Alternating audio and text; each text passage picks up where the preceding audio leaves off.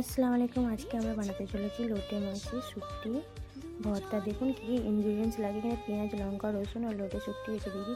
তেল গরম করতে দিয়ে আমরা শুকনো লঙ্কা স্বাদ অনুযায়ী দিলাম, দিয়ে ভেজে তুলে নিলাম। আবার তেল দিলাম, তেলে রসুন দিলাম, রসুন একটু লাল লাল হয়ে গেল, পেঁয়াজ দিয়ে দিলাম।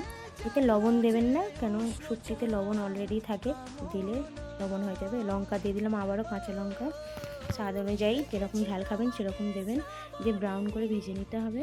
ভেজে এখানে আমরা তুলে নিলাম। আবারও তেল দিলাম। এবার আমরা দিয়ে দিলাম শুটকিগুলো, একটু নেড়ে চেড়ে নিলাম।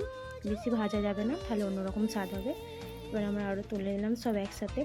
এবার আমরা ব্লেন্ডারে দিচ্ছি, আপনারা ব্লেন্ডারেও ব্লেন্ড করতে পারেন, এবার শিলনোড়ায় বেটে নিতেও পারেন, আপনাদের ইচ্ছা।